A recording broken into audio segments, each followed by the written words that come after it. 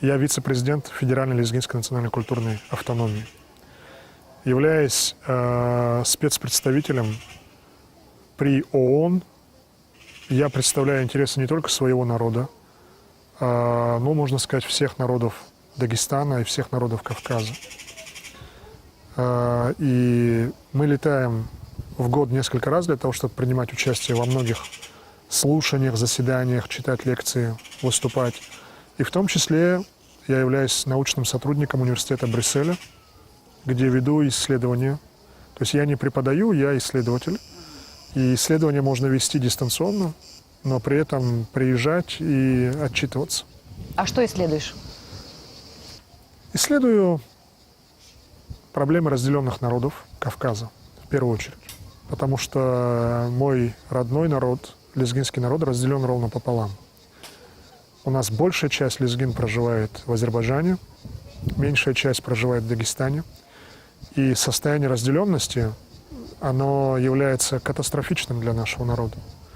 Потому что нет на Кавказе ни одного разделенного народа пополам. Разделенных народов много.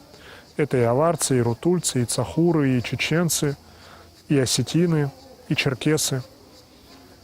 Но нет ни одного народа, разделенного ровно пополам, как у лезгин. Мы занимаемся тем, чтобы сохранить нашу культуру, сохранить наш язык. Я прямо скажу, что я впечатлен тем, как эту проблему решают в Европе. Потому что в Европе тоже масса разделенных народов, они все разделены. То есть французы могут жить и во Франции, и в Швейцарии, и в Бельгии. Немцы живут и в Германии, и в Австрии, и на севере Италии. Но, тем не менее, это не является для них большой проблемой, потому что в Европе практически нет границ. И я бы хотел, чтобы мы на Кавказе жили вот так, по-братски. Фактически нивелировав границы, сделав их прозрачными и призрачными. Чтобы мы не ощущали, когда мы выехали из России, заехали в Азербайджан и переехали в Грузию. Там беру новые методики, и когда мы соединяем кавказскую фактуру с европейскими подходами, рождается достаточно большое количество интересных исследований.